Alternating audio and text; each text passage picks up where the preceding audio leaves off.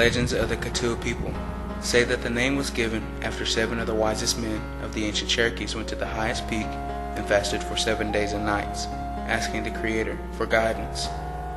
This peak is known today as Cleanman's Dome. On the 7th night of their fast, the Creator told them, "You shall be Katua." Katua Mound, located near what is present-day Bryson City, North Carolina, is understood as the mother town and the place where the Creator gave the laws and first fire to the people. The Eastern Band Cultural Office reports this place wasn't just a town. This was the mother town, the place where the Cherokee began. The Katua people originally lived in the southeastern part of the United States, on lands forming present-day Georgia, Alabama, Tennessee, North Carolina, and South Carolina.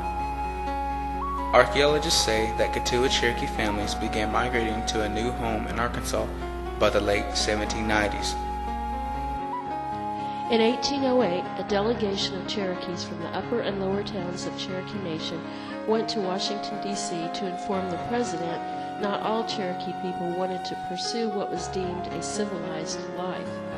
The delegation requested that the President divide the upper towns whose people wanted to establish a regular government from the lower towns who wanted to continue living traditionally. On January 9, 1809, President Jefferson allowed the lower towns to send an exploring party to find suitable lands on the Arkansas and White Rivers. 7 of the most trusted men explored locations both in what is now western Arkansas and also northeastern Oklahoma. The people of the lower towns desired to remove across the Mississippi to this area onto vacant lands within the United States so that they might continue the traditional Katua way of life.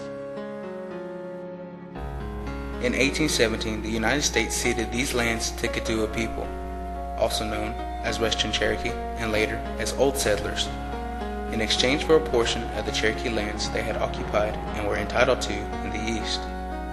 As many as 4,000 to 7,000 Katua Old Settlers came. The Treaty of 1817 with the United States exchanged lands back east for lands in Arkansas. This gained the Katua a definite title to a territory, what is called today a land base. The Arkansas Cherokee requested the U.S. recognize the Eastern and Western Cherokee as 2 separate and distinct nations. Further, the Treaty of 1817 stipulated that the treaties heretofore between the Cherokee Nation and the United States are to continue in full force, with both parties of the nation and both parts thereof entitled to all the immunities and privileges which the old nation enjoyed under the aforesaid treaties. Unlike the old Cherokee Nation, the Western Cherokee Katua readily accepted Sequoyah's Cherokee syllabary in 1822. Then Chief Dakadoka was opposed to the introduction of the mission schools and greatly influenced the acceptance of a way to write the Katua people's own language. By 1828, the Katua people entered into a treaty with the United States to move onto lands further west.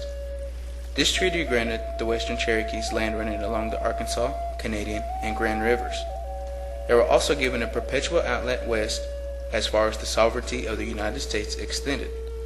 By the Treaty of 1828, the Katua moved to Indian Territory in Oklahoma 10 years prior to the forced removal of the Cherokee Nation. Between 1828 and 1839, a capital was established east of Chief Jolly's home, about 2 miles up the Illinois from its mouth on the Arkansas. The council house, grounds, and home of this first chief made up the national capital called Tolentesky to honor the chief's brother, the former chief. The General Council met here for 11 years. In 1833, Old Settler or Western Cherokee Katua met with the Muskogee Creek Nation at Cantonment-Gibson to settle boundary disputes and precisely establish the boundaries of the new territory. Creeks who had been removed from the east in 1826 to 27 had found themselves living within the newly established Cherokee lands and were required to move again. The treaty fixed the boundaries for what would become known as the Cherokee Nation of Indian Territory after the Trail of Tears in 1839. The Old Settlers enjoyed only a few years apiece before being joined by the treaty party and ultimately by the Eastern Cherokee, marking the beginning of the Cherokee Civil War. After the influx of the Eastern Cherokee from the Trail of Tears, the Easterners greatly outnumbered the Western full-bloods, and tensions began to mount. The Eastern newcomers wanted their form of government to replace the government which was already in place. The Western Cherokee, of course, objected to such displacement of their own powers, and was also against the provisions of the Treaty of New Echota. Both the Western Cherokees and the Eastern Cherokees objected to the Treaty of New Echota, stating that the signers had not been authorized. However, the Western Cherokee sent 2 delegates, James Rogers and John Smith, to make sure the provisions in the treaty were clear about the position Cherokee Nation would have when arriving in Western Cherokee territory. The provision in the treaty, signed by the 2 Keetoowah, assured Cherokee Nation of a friendly disposition of their people and their desire that the nation should be united again as one people. But this uniting was meant to be with the Cherokee Nation joining the Western Cherokee government. The provision assured them a hearty welcome and an equal participation with them in all the benefits and privileges of the Cherokee Country West.